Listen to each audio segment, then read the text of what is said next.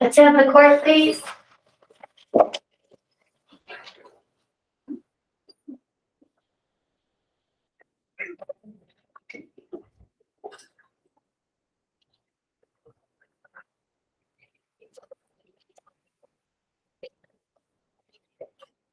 Honorables, I'm sorry. Honorable Supreme Court of the State of New Mexico. Please be seated.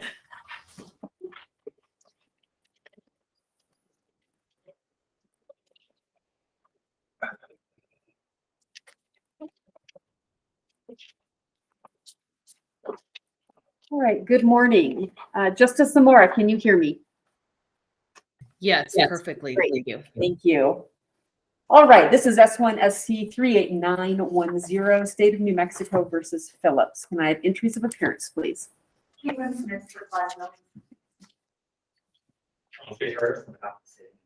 Thank you. Ms. Smith, I see you've divided your time 20 minutes and 10 minutes. That's correct. All right, take it away.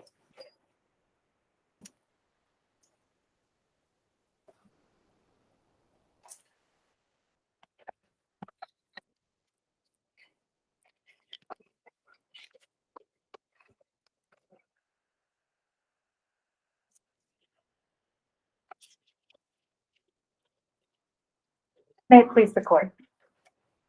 Clyde Phillips has raised two types of double jeopardy claims in this case. First, there are the unit of prosecution arguments that he raised in his petition for certiorari, which come down to how many batteries he could be convicted of after one violent rampage.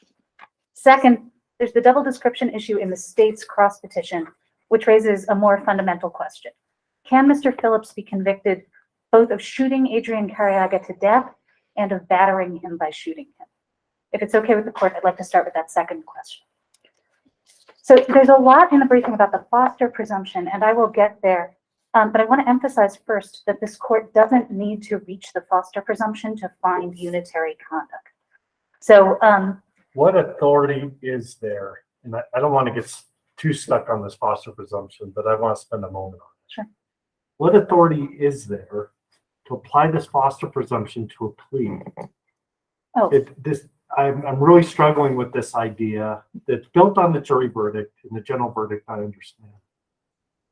Is it something that we shouldn't worry about? But the Court of Appeals repeatedly says, well, what would a jury do? What would a jury do? Right. Well, it was a plea. Right.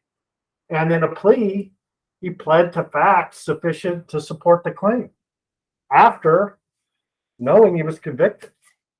Right. Why don't we just set that aside? Sure.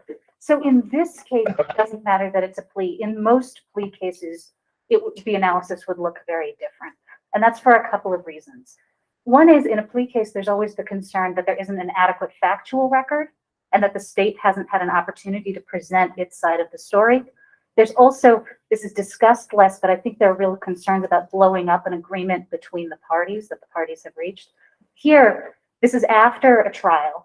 The state has had ample opportunity to present evidence and has done so. And there's no agreement at all. Mr. Phillips just changes his plea to guilty to manslaughter. So in that case, his equivalent, in this case, his plea is really the equivalent of saying, you've got me, I realize that I can be convicted.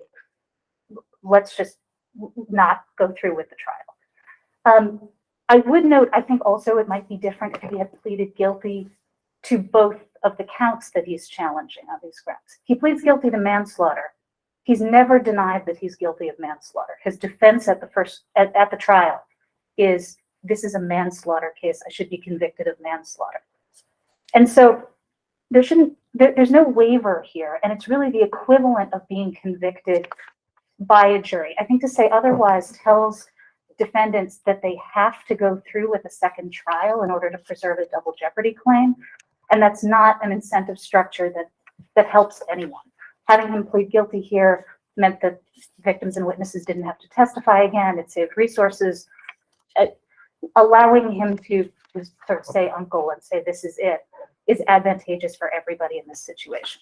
And again, in these unusual circumstances, pleading guilty after trial with benefit of trial, I think Sanchez talks about how it's discussing pleas without benefit of trial. So he pleads with benefit of trial, without a deal, I don't see any concerns in treating that as a jury verdict. I don't want you to sit down. Go ahead. I want to talk about the unitary conduct here. Again, without the Foster presumption. Mr. Cariaga is shot 3 times, twice in the chest, once in the head. Mr. Phillips is convicted of aggravated battery for the chest shots. He also pleads to manslaughter for killing Mr. Cariaga, which is killing is never defined or narrowed in the charging documents, in the jury instructions, or in the plea. There is testimony at trial that the cause of death is multiple gunshot wounds, meaning not just the single shot to the head.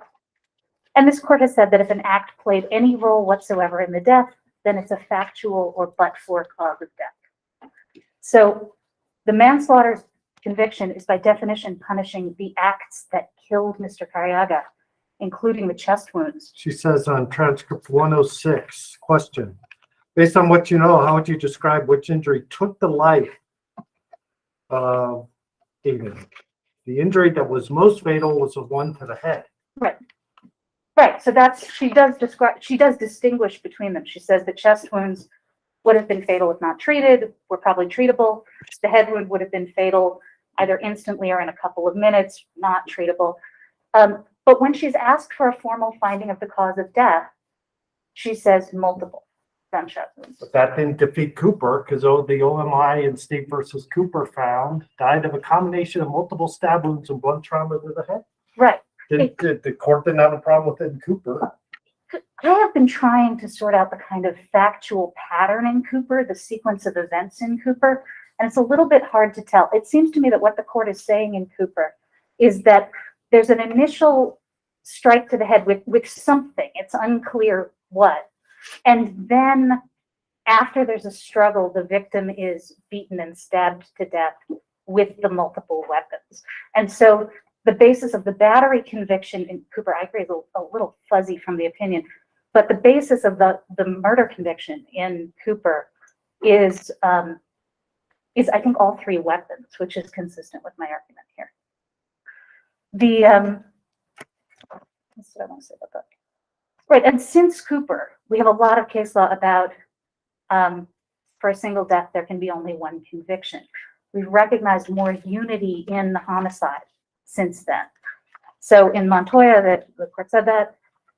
Marquez talks a lot about the close relationship between batteries and homicides, that virtually all manslaughters and murders will include some form of battery, that a battery resulting in death is manslaughter. When he first shot it and left and came back, was the decedent alive? That's a horrible sentence, but was the victim alive? It's undisputed the victim was alive, right? Yes, that doesn't mean that the first shots didn't kill him, though. We don't have a Sure doctrine. Why not? He was alive. Well, because All of them eventually did, and the fatal one was to the head. How do we not determine? We know it's undisputed. The first 2 shots were assaulted. It came back. He wasn't dead. right, maybe 30 seconds later, Your Honor. Something doesn't have to be fatal within 30 Because of a seconds. gunshot wound to the head, per OMI. How are we combining these as unitary conduct? Well, Your Honor, the two things. One is, again, you have the formal statement by OMI, and the state doesn't deny that the state, I think, concedes in its reply that the 2 initial gunshot wounds were contributors to the cause of death, which under this court's language in the 2003 Montoya makes them factual causes of death. But also, we just don't require instantaneous death to be the cause of death. A manslaughter conviction punishes the act of killing, even if it's the cumulative effect. So, counsel, Yes, Your Honor. in this case, in the record, there was a statement made by your client at the time that he put the rifle underneath the victim's and asked him a question or made a statement to him telling him what was about to happen, which is different from the re-entry with the handgun into the bedroom after the fight with the baseball bat He left, he retrieved, he actually had to force his way into the room, shot him twice, ran out of bullets or whatever happened, left, rearmed himself with an additional, and then came back and made that affirmative statement to him. And I understand it's a few seconds, less than a minute's time. Mhm. But there is evidence on the record in the transcript as to how that sequence occurred. So he was injured in the first shooting, potentially lethal injuries, but then he was executed when he came in, made the statement to him, and then shot him in the head. So I mean, I think the statement indicates that Mr. Phillips thought Mr. Cariaga was still alive and wanted to change that. I don't think that speaks to the cause of death. In terms of, Can I Just- ask, can I ask yes, you sir. just on the first shootings with the gun? Yeah. To the stomach. I thought you said that the testimony was that they could have caused death untreated, but treated likelihood of success.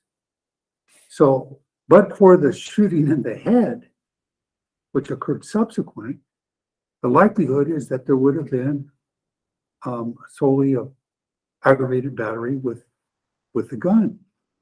I And want- battery doesn't require a death. So what am I missing? Your Honor, the forensic pathologist never says Mr. Cariaga would have survived without the head wound. I really think that's wrong. Likelihood. She said they Treatable, were likely. likely treatable. The prosecutor says if he had received immediate medical attention, would he have survived? And she says, yes, probably. Those are treatable. But she never, I really want to emphasize, she never describes those wounds as non-fatal. She never says those are non-fatal wounds. And she never says he would still be alive today if he hadn't gotten that last shot. She describes, she distinguishes between the shot that was definitely going to be lethal and the shots that were not. But she never describes, she's very capable in her testimony of saying what caused the death. She doesn't say all of his injuries contributed to the death. She does say that all the gunshots do. And I want to emphasize, this is not a road that we have gone down, that the courts have gone down in other cases, where somebody's been shot multiple times. The courts have not split up, and prosecutors have not split up. But the plea did. Well, there's no deal, Your Honor. He The- just pleads guilty straight up. The plea to manslaughter, Mhm. I thought was with the shotgun. Am I It's missing that? It's not specified, Your Honor. Okay. He just changed it. He's charged with killing Mr. Cariaga, Okay, I with got manslaughter for killing, and he changes his plea to guilty. And there's never a factual basis separately laid for the plea. I do want to talk about Foster because we're talking about what it could have been based on, and that is how you get into Foster territory. And I want to draw out something about the state's interpretation of Foster that I think is sort of subtle in the briefing, but is important. As far as I can tell, the state's view of the Foster presumption of unitary conduct is that it applies, sorry, my mouth is dry right now. It applies only when there are explicitly enumerated alternatives in the jury instructions.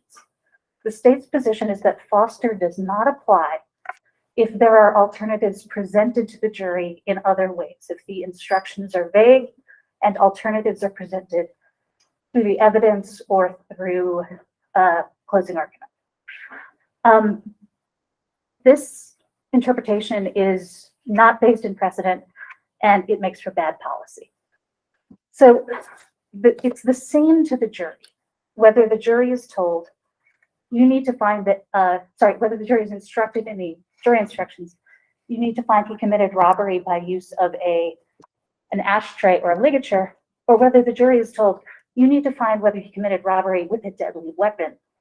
And in closing, the state says, now that deadly weapon could either be an ashtray or a ligature.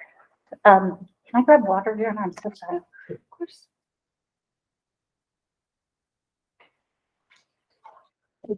I never get dry mouth at the podium. All right.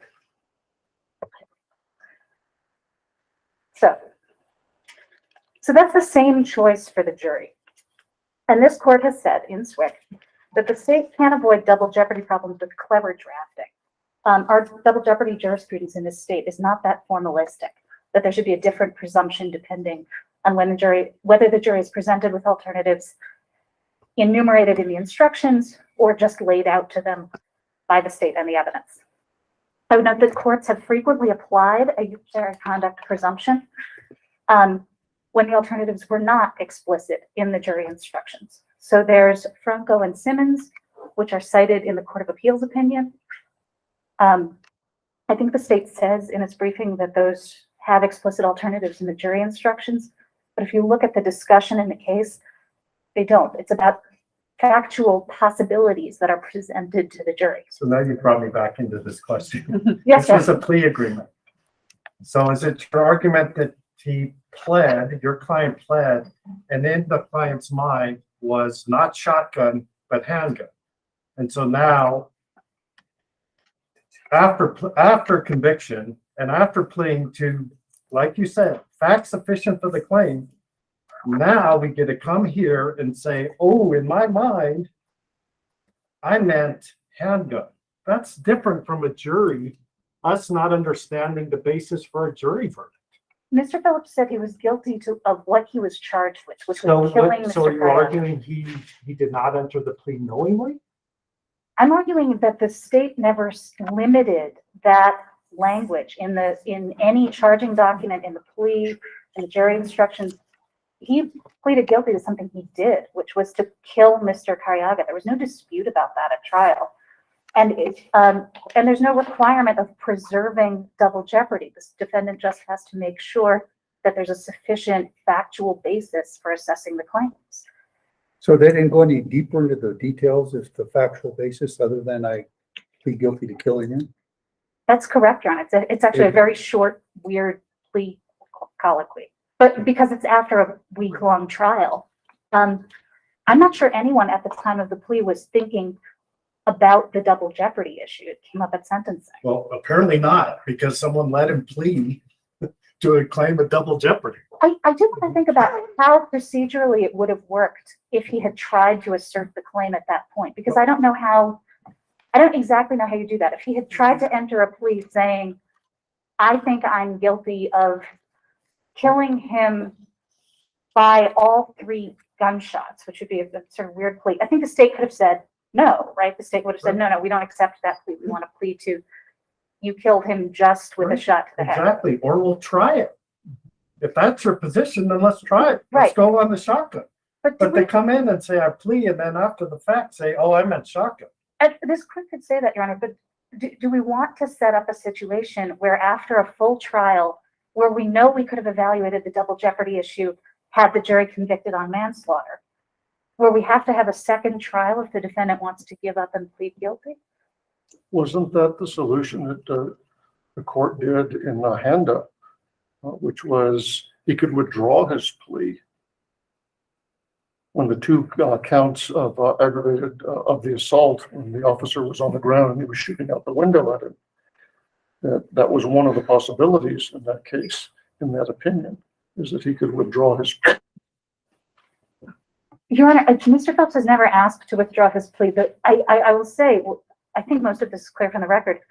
Mr. Phillips pleaded because he didn't want a second trial. He didn't want to put the people involved who he had been close to before this incident. He didn't want to put them through a second trial. He didn't want to put himself through a second trial.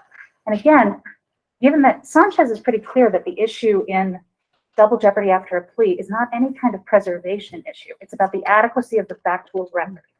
There's no doubt that if the jury had just convicted of manslaughter, this court could evaluate the facts on this record for a double jeopardy claim. So to say that he would have to withdraw his plea, he would have to have a second trial on the issue of causation. And if the state had really wanted this, I mean, the state, I think the conduct is unitary anyway because of the Heron Mares factors, that it's the same kind of injury, short amount of time, small space, all of that. But if the state had really wanted to make an issue of the causation, the state could have charged the jury in the first place and said, you know, our theory is he was killed by a shot to the head. You have to find that Mr. Phillips killed Mr. Carriaga by shooting him in the head with a rifle. But the state would not have wanted to do that because it would have raised a causation defense for Mr. Phillips at trial. I don't know if it would have worked, but he could have argued to the jury, no, I didn't. I killed him through the whole thing. Listen to you have to find beyond a reasonable doubt, right? The state wouldn't have wanted to do that. So I don't know. It seems like an enormous waste of resources to say we can't consider a plea under these circumstances with the benefit of trial, with an enormous amount of factual development, more than you'd ever get from a plea. So I have 1 minute left. I don't really want to move to the unit of prosecution issues with that. Are there any other things? Oh, is there anything else about Foster in the next minute that I can address before the state steps up? All right, then I think it's a good transition. Thank you. Thank you.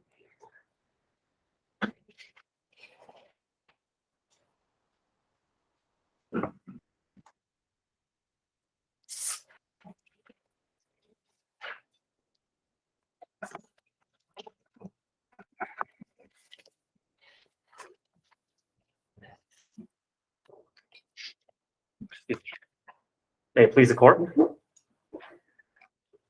So in this case, it asks this court to explore the double jeopardy implications of defendants' multiple convictions. Like defendants' counsel, I am going to focus primarily my argument, at least the beginning of my argument, on the state's cross petition raising the double description issue. So in the cross petition, the state is asking the court to reverse the Court of Appeals determination that the voluntary manslaughter and the aggravated battery against Adrian with the handgun were premised on unitary conduct. The Court of Appeals reached this determination by reasoning that there is two reasonable views of trial evidence, one unitary, one non-unitary. And from that premise, the court then applied the Foster presumption and presumed that a hypothetical jury relied on the unitary base. The state submits that this court should rule that the Court of Appeals erred for three alternative bases. First, the record's clear that the voluntary manslaughter conviction was premised on the rifle shots alone, and therefore not unitary with aggravated battery with a handgun. Assuming the evidence supports both the unitary base as well as non-unitary bases for both of these crimes, this court shouldn't resort to any presumption in defendant's favor because defendant pleaded guilty without specifying the factual basis that he was pleading guilty for. It is defendant's burden to create a sufficient factual record when pleading. Lastly, assuming the evidence presents a unitary and a non-unitary base, this court should not presume the conduct was unitary pursuant to Foster because there is no instructed alternative basis in this case. Foster doesn't apply to merely factual theories from the evidence. So I'll start first with the general rule for unitary conduct. Stated by this court, and I'll quote it, the proper analytical framework is whether the facts presented at trial establish the jury reasonably could have inferred independent factual bases for the charged offenses. Clearly, the general rule was met in this case as to the voluntary manslaughter and the aggravated battery. The Court of Appeals correctly concluded that at the very least, the jury could have reasonably inferred that the voluntary manslaughter was premised on the rifle shot alone, and that the aggravated battery, by its instructions, was premised exclusively on handgun shots. The Court of Appeals is analytically incorrect by resolving this issue by not just simply applying this standard and moving on. This court could reject the Court of Appeals analyses for three different reasons. The first reason is, I guess I call it the factual reason. There's no reasonable view of the record where this hypothetical jury could have determined that the voluntary manslaughter was premised on unitary conduct. The jury instruction. How did you deal with the OMI's opinion that it was multiple gunshots? Earlier, I mean, she's inconsistent. Uses a plural and then uses a singular. Sure. Your Honor, I would start with the jury instructions, and the jury instructions required the state to prove that defendant killed Adrian.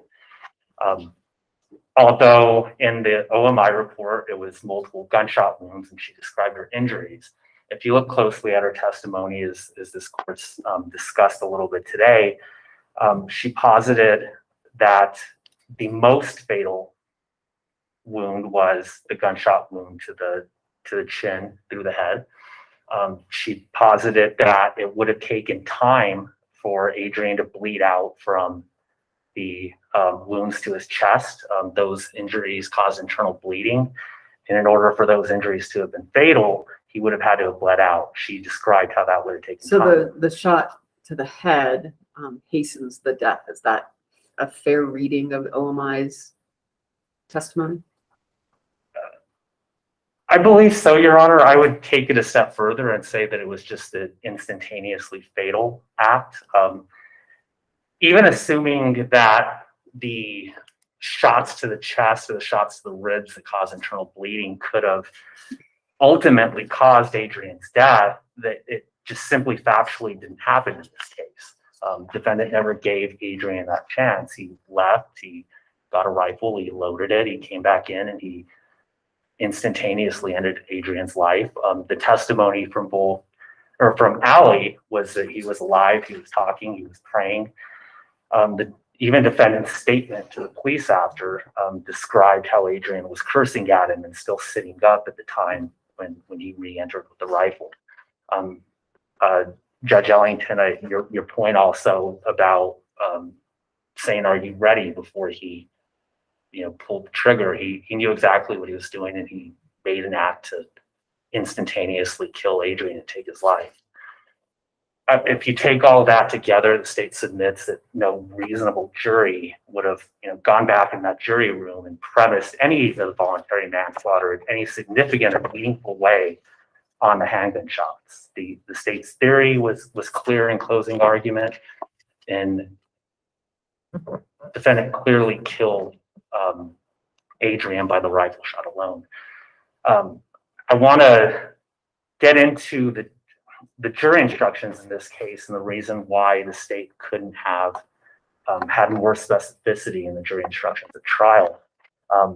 Our first degree, second degree, and voluntary manslaughter jury instructions require the language of defendant killed victim. There's no way for the state to add language. There's no space to kind of narrow or specify the conduct. If this court determines based on the Foster presumption, the state needs to be more specific in its jury instructions. I'd ask this court to refer those issues both on our homicide instructions, and there's some other instructions like the armed robbery instruction that might require some sort of revision for that type of holding. The state simply can't add to the uniform jury instructions, and at this point they don't allow any sort of specificity in the conduct. As for the second basis, this court shouldn't, assuming, and this argument assumes that there's both a unitary and a non-unitary basis. This court should presume that the manslaughter conviction was premised on the non-unitary conduct by operation of defendant's guilty plea. I'll agree that the waiver, there's no waiver of defendant's double jeopardy claim by a plea. That's well established.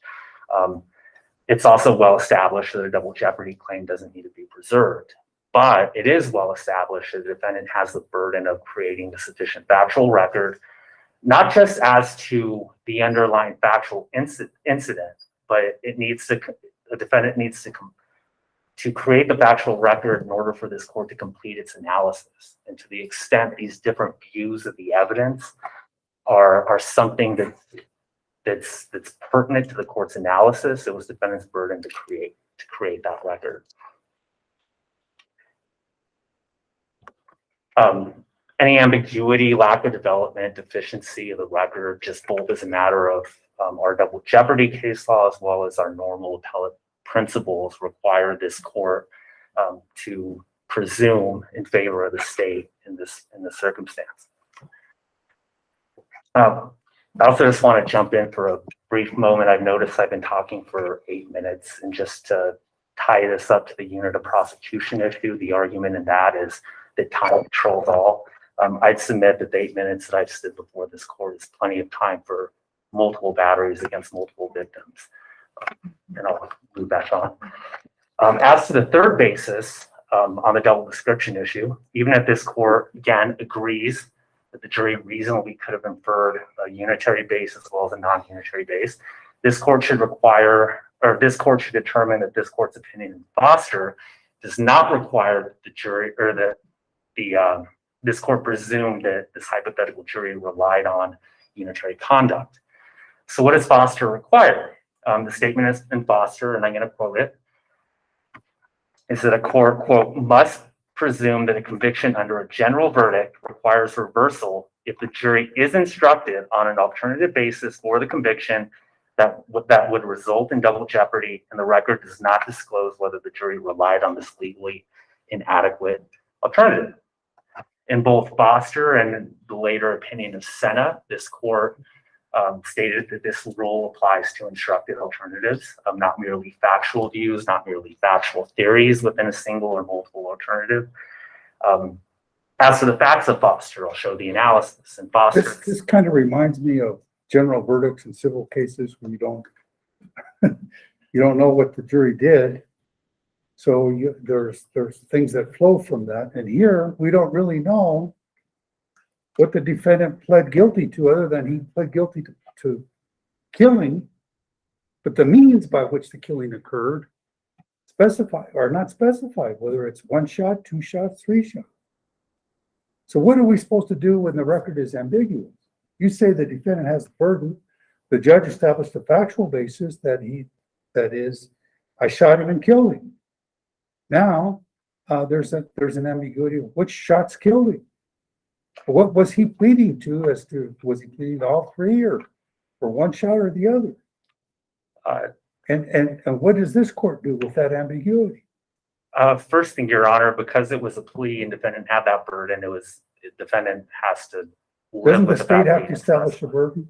I mean, a factual basis. Yes, Your Honor. And Whose burden then is not being fulfilled? the state has to establish a factual burden that defendant committed a crime. If defendant's later going to make a double jeopardy argument on appeal, or maybe even by a motion, a double jeopardy argument in the trial court, it's defendant's burden to specify which specific parts that he is playing to. Specifically, If we're here, since, I mean, I understand the reasoning behind a plea agreement and not having, where it's the defendant's burden, but here we have the record on trial. So I don't know that Foster, I just don't see it necessarily as the same situation in Foster where it is just solely a plea. I mean, here we do have the jury instructions, we do have the testimony. So I'm wondering why there's not a sufficient record to determine this issue. Thank you, Justice. The state's not claiming that the underlying facts are unclear, nor is the state claiming that its theories are unclear. And I agree that this court can look to trial evidence for that. But defendant's double jeopardy claim, at least in terms of whether or not to apply Foster, is wholly dependent on whether or not the voluntary manslaughter was based on the unitary or the non-unitary bases. And that's what's specifically missing from the factual record in this case. And defendant could have very easily attempted to control his plea in a manner to raise this double jeopardy claim on appeal and to clarify this factual deficiency. So you would ask this court to write an opinion that says when the defendant is going to take a plea post-trial, that they need to be clear as to the precise factual predicate of the charge they're pleading to. Correct, Your Honor. And specifically under these circumstances, defendant was on notice, hypothetically, that he, that there was these different factual bases. The state painstakingly questioned the medical examiner at trial to distinguish between these injuries and talk about how one was fatal and one wasn't. The state also, elicited testimony from its fact witnesses about whether or not that Adrian was alive at the end of the handgun shots, as well as the effect of the rifle shot. So defendant was on notice of these theories. Defendant intended his whole, in entering that plea, knowing that he was going to take a double jeopardy appeal. And so in that circumstance, defendant does have the burden to create a sufficient factual record. How about reserving that as language in his appeal? He's reserving the right to appeal the double jeopardy issue on these, the trial judge hasn't heard that argument at that moment in time. So that didn't happen in this case. So we have the way the plea ended up is he just changed his plea. But is that, if I understand what you're arguing, that burden shifts to the defendant to, on the record, either by stipulating the facts or by reserving the issue as part of an agreement with the state may or may not agree to, is the two ways that could be preserved. Correct, Your Honor. I believe those are the two ways, or some of the ways that could be preserved. I'd say it's less about preservation, because double jeopardy claims could be raised without preservation. That's pretty well established. That's a facial, this isn't a circumstance where he pled to felony murder and pled to the predicate felony. I agree. I mean, you don't have to preserve that. That's facially invalid. The question I think Judge Ellington's asking is if a question of unitary conduct where there's factual issues, perhaps it does need to be stated. I don't want to push against, I appreciate your theory that everything's preserved. I'm not sure I agree. I think a facial problem, absolutely. There's no way anyone's going to allow felony murder and the predicate felony, right? Can't have. And maybe I misspoke, Your Honor. The preservation, when I said that it was preserved, I just mean that in order to raise a claim, it doesn't have to be preserved. Then it could raise a claim. There is issues about the preservation of the factual record and the bases for his plea, and that's fatal to defendant's claim on appeal. And I hope I answered the question. If you're right, then there's an inadequate factual basis for the plea. Your Honor, I do not Send it believe back. there's ever been an assertion that there's an insufficient factual basis for the plea. The plea is he agreed that he killed Adrian. He just didn't agree or specify the manner in which he killed Adrian. Nor did the state. Nor did the state. Correct. And So is that a plea supported by a factual basis? absolutely, the factual basis supports the plea, Your Honor. The factual basis doesn't support defendant's double jeopardy argument, and that is defendant's right. That is defendant's claim. That is defendant's burden. The fact that he killed him by shooting. Well, what shot or shots? That's what's undeveloped in the factual basis. Correct, Your Honor. So I want to dive into the Foster presumption and how it works. And so I'll discuss Foster a little bit. In Foster, this court addressed a double jeopardy claim on a felony murder conviction and aggravated kidnapping. The instructions set forth two alternatives for kidnapping. One was force, one was deception. So in accordance with the Foster presumption, the court presumed the jury relied on the force alternative. That was the only alternative that could have violated double jeopardy. It ignored the deception alternative because that alternative definitely did not violate double jeopardy. The court then looked to the acts of force. It found 3 acts of force: striking the defendant with an ashtray, tying her up with a cord, and strangling her to death with a cord. The court didn't presume that the jury also relied on the same act of force to support both convictions. Instead, it reasoned that there were these distinct acts of force: striking the victim with the ashtray for kidnapping, and then the act of strangling the victim to death for homicide. And it didn't address whether the jury could have relied on those 2 acts of force interchangeably for the 2 crimes. Senna is conceptually similar to that. In that case, the issue was defendants' convictions for aggravated battery, CSP, and CSC. In that case, the aggravated burglary jury instruction had 3 separate instructed alternatives in order to aggravate the charge. One, armed, the defendant was armed with a knife. Two, the defendant armed himself once he got inside the dwelling. And two, a battery, essentially, an application of force.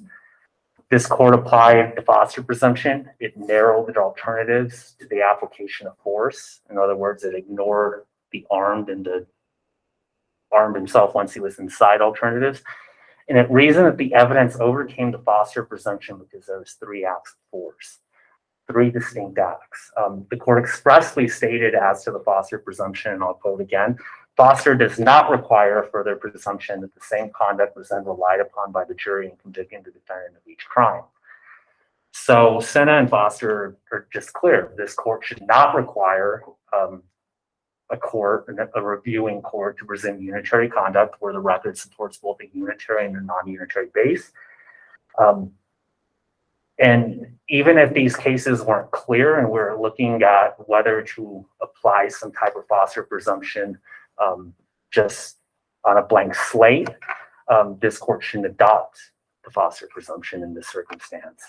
It conflicts with the general rule that it's an appellant's burden to establish error on appeal. We also presume regularity in the proceedings. And also, it would be inconsistent with other constitutional doctrines as well as how we analyze similar double jeopardy issues. And I'll give the example of the unit of prosecution issue. In a unit of prosecution analysis, we had 2 crimes, 1 statute or 2 acts, and we're trying to determine the unit of prosecution under a statute. The reviewing court would only look to whether the evidence in the record contained sufficient evidence to show that the acts were in some sense distinct. The standard for in the double description unitary context is exactly the same, whether the jury could infer reasonable bases. It would be inconsistent if the court would look to whether the jury can infer both reasonable or both unitary and non-unitary bases for the offenses, and then presume the non-unitary base. If A, it conflicts with the general rule, B, it would conflict with how we do the unit of prosecution analysis. This court's never applied it to factual theories with the exception of perhaps 1 case, and that's Franco. And that was the case of the Court of Appeals.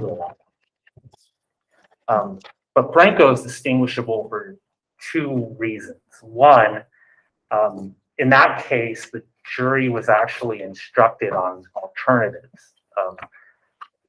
The jury was instructed on both constructive possession as well as actual possession.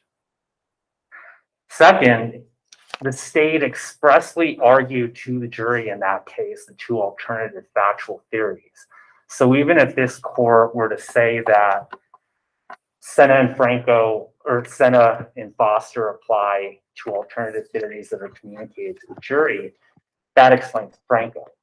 In this case, the state never posited in front of the jury that the voluntary manslaughter was ever alternatively premised on the handgun shots. It always premised the voluntary manslaughter on the rifle shots. In fact, it told the jury multiple times in closing argument that the handgun shots were ineffective. He had to go get the rifle so that he could finish the job.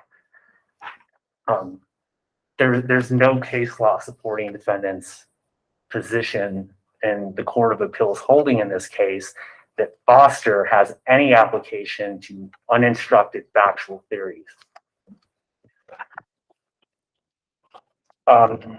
With my last 7, I'll answer any questions about Foster. I'm just, in my mind, I just keep coming to the thought that, is this a knowing, voluntary, and intelligent plea? Because he didn't know, he was only pleading killing him by the shotgun, and that he was not also, he wasn't pleading that he killed him by shooting him with a handgun and the shotgun, or the rifle, whatever it was. I mean, do we have a knowing, voluntary, and intelligent plea? I believe so, Your Honor. What did he know he was pleading to vis-a-vis the homicide and how it was accomplished? Defendant knew that he was pleading to the act of killing Adrian. And Which act? Which acts constituted the act of killing? Well, the state's position is the only act that killed Adrian was a rifle shot. Did he And know so in he that was- sense, Did he knowing, voluntarily, and intelligently plead guilty to killing him only by the rifle? based on the trial evidence, I believe that he walked into that plea hearing knowing what act the state premised the voluntary manslaughter on. And that's part of the state's first argument is there's just no reasonable view of the evidence where this handgun shot or the handgun shots were in any way a meaningful or significant contributor or basis for the voluntary manslaughter. Well, maybe there is, maybe there isn't. And when there's a plea, regardless of what the evidence showed at the prior trial, you still have to establish a factual basis for the plea and establish that it's knowing, voluntary, and intelligent. So anyway, I don't want to monopolize your time, but that's a question that keeps coming to my head. I'll move on if there's not another question on. I apologize. I will touch just briefly on defendant's unit of prosecution issue since this is the last opportunity I get to stand here. In defendant's petition, he claims that his 5 convictions for aggravated battery violate his double jeopardy rights and asks this court to vacate 3, 1 per victim. The state asked this court to affirm the Court of Appeals determination on this issue on either of 2 alternative bases. 1, the statute defines the unit of prosecution, the 2 statutes at issue. So we're dealing with both aggravated battery as well as the more specific aggravated battery against a household member, which have the same relevant language. And the state submits that those define the unit of prosecution. If not, each conviction was separated by a sufficiently distinct. And I'll answer any questions about my brief on that and try to run down through my argument, but I'll just throw that out there. First, I think this court could resolve this issue under the first prong of the unit of prosecution analysis. The Court of Appeals jumped to the second part based on a view that our courts have previously presumed that the aggravated battery statute is somewhat ambiguous as a unit of prosecution. The state submits that in this case, specifically under a deadly weapon theory, the statutes are clear as to the unit of prosecution. Both statutes generally criminalize, quote, the touching or application of force with the deadly weapon. Both statutes use the singular article A, as opposed to language with any deadly weapons or with deadly The weapons. statute's just hiding the offense, right? It's not describing the manner in which the battery is occurring. Isn't there a difference? I mean, it's the offense heightened by the use of a deadly weapon to do it. And to argue that the core of the statute is, I think what you're arguing is that each deadly weapon describes a new unit of prosecution when, I mean, I read the statute to outlaw the offense and heighten, make it worse with the use of deadly weapon. Is that, I think, well, tell me why that's correct. Incorrect. One is our courts have looked at both singular and plural language within statutes, including statutes criminalizing possession of deadly weapon. Bentley is a good example of that. This court went through the analysis that any deadly weapon in that case indicated ambiguity, whereas a singular article in that would have possibly changed the analysis. Second of all, under the first prong, we also look not just at the language, we looked at the statutory purpose. And the statutory purpose of the aggravated battery statutes are to preserve bodily integrity and minimize injury, and to discourage people from using objects to injure another human being. A defendant's use of multiple weapons or multiple objects greatly increases both the risk of harm, and in this case exemplifies that. Defendant committed 1 aggravated battery against each victim with a baseball bat. If that was all defendant did, Allie wouldn't have been strangled and she wouldn't have been shot in the leg with a rifle. She suffered greatly more injury because of the use of an additional weapon and then an additional act that caused great bodily harm. Does the fact that one of the weapons was one that's defined in multiple places in our statutes, a firearm? Correct. And when we have the catch-all of anything that can be used, that could cause death or great bodily harm, and then the jury looks at that and makes that decision.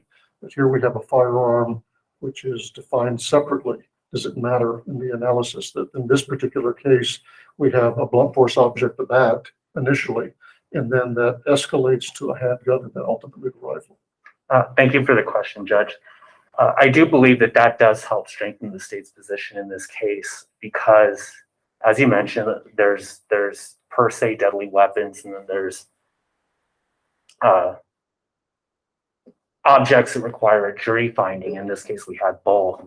By defining a subset of weapons that are per se deadly weapons, I think that shows the preeminence on this statute, particularly on this theory of, that each deadly weapon is an important aspect of the statute.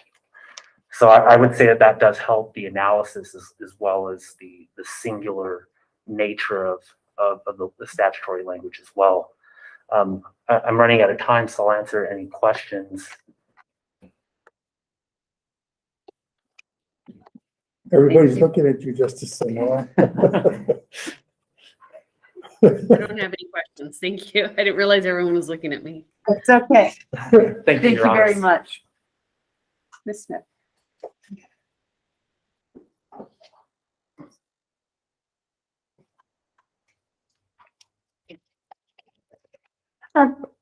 Just a thought experiment on the plea issue. If because it's interesting, if Mr. Phillips had gone to his second trial and they had just read all the testimony back in the record from the first trial, and the parties had made the same arguments to the jury, just hadn't mentioned the rest of the counts, there would be a sufficient basis for analyzing a double jeopardy issue in this case. And I think the question is whether we want to make defendants do that, whether we want to make the state and defendants do that in order to raise this kind of double jeopardy claim in the unusual circumstances where there's a well-developed trial record before a straight-up plea. But there's a reverse also, counsel, which is the state should have had the opportunity to go to trial. The defendant at the plea is saying there's sufficient basis. I just sat through a trial. There's sufficient basis.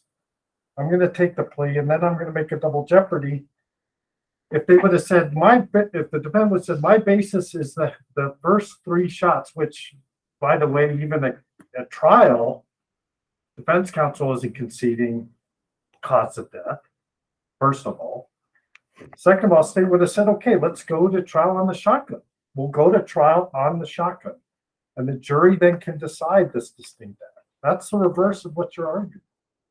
That's, I think, why we're suggesting that the defendant has to say and with the record. If this court wants to hold that, this court can hold that. It would be new for this court. This court has never required more than just saying in Sanchez that there has to be a sufficient factual basis for the court to assess double jeopardy claims. A trial record, I think, is sufficient. But I understand what Your Honor is saying. I do want to think about, in terms of unitary conduct in the double description cross-petition issue, this issue of breaking up gunshots. And I think, again, thought experiments are helpful here. If it had all been one gun, if he had left the room, instead of grabbing what sounds like was just closer on the dresser just inside his bedroom, instead of grabbing ammo for a new gun, he had looked for the ammo for the first gun and come back and shot. Is that separate? If he had just taken a pause, or if he had the rifle next to him in the room, is that separate? And what I'm getting at is that this court has been reluctant to break up gunshots into not just this court, largely the Court of Appeals, has been reluctant to break up gunshots fired in the same incident with the same intent into multiple offenses. But in those cases, we're talking about one gun, boom, boom, boom, not gun, leave the room, calculate something new, come back in with a separate weapon, talk to the decedent, tell him what's about to happen, and then kill him. think that is a far cry from the cases that the Court of Appeals has said, you know, seriatim shooting is unitary. Maybe not Demanji, Your Honor, which is a bolt-action rifle, and the defendant is driving a car in between, and it sounds like he's driving a car and reloading at the same time, which is sort of a great image. But he's, they say up to 2 minutes between shots, because it takes a long time to reload a bolt-action rifle. And he's certainly doing other things in between. I think he may also be yelling at the officer. And he's, so that has some similarity, and that's longer. It probably takes about, it's hard to tell exactly how long it takes Ms. Buell to call 911 after the first handgun shots. But 18 seconds into her 911 call, Mr. Phillips is back in the room with a rifle. That sounds like that's what, 30, 40 seconds maybe? That's less time than in Demanji. So that's, I think what I'm getting at is that once you start letting the state split up gunshots and allocate some to a battery and some to a homicide, where you have overarching same intent, same victim, a lot of the Heron factors pointing in the same direction, you start winding up with a situation where the state can stack sort of arbitrarily different blows or different shots into different crimes and allocate them away from the homicide. And that's not something we've seen before. Well, in Comets, are you familiar with I'm Comets? coming from Okay. another. They heard sirens. They put the Right. gun down and, well, there they go, and they bring the gun back up. Right. It was sufficient under Comets. Comets is weird. Comets, I think the Comets is an assault and then a battery, right? Right. It's not, so it's not a battery and the homicide. It's not shots fired to shots fired.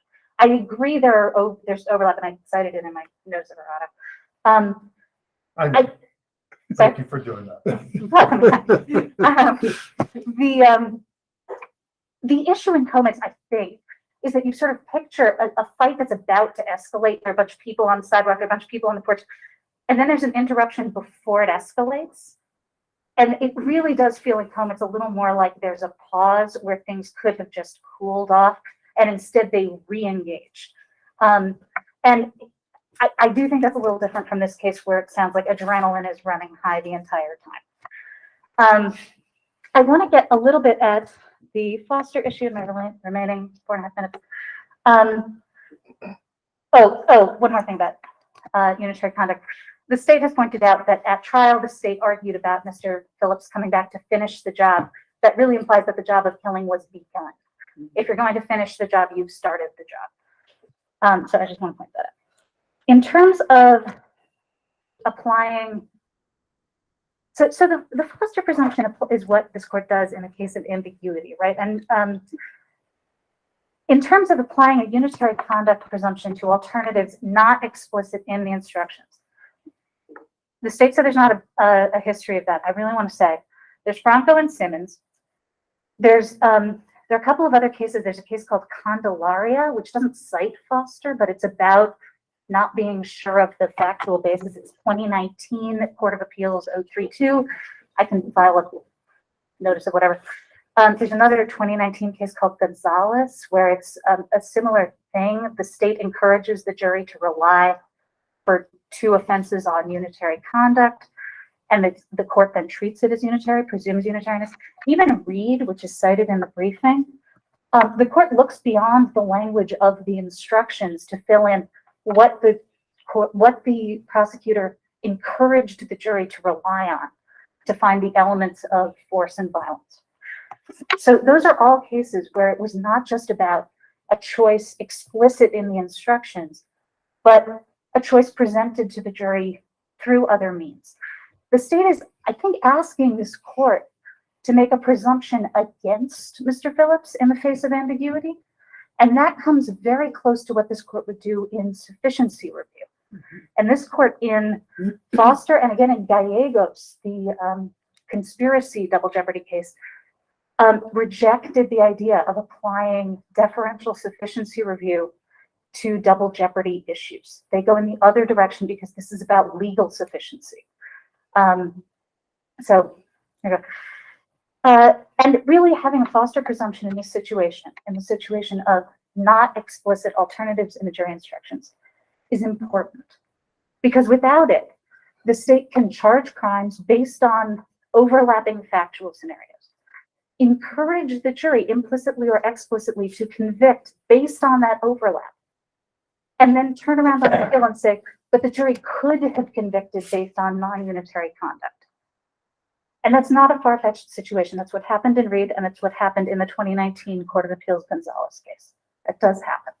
So here, you don't have the state arguing to the jury, go ahead, rely on all 3 gunshots for this thing, for the homicide. But the state also doesn't make the distinction.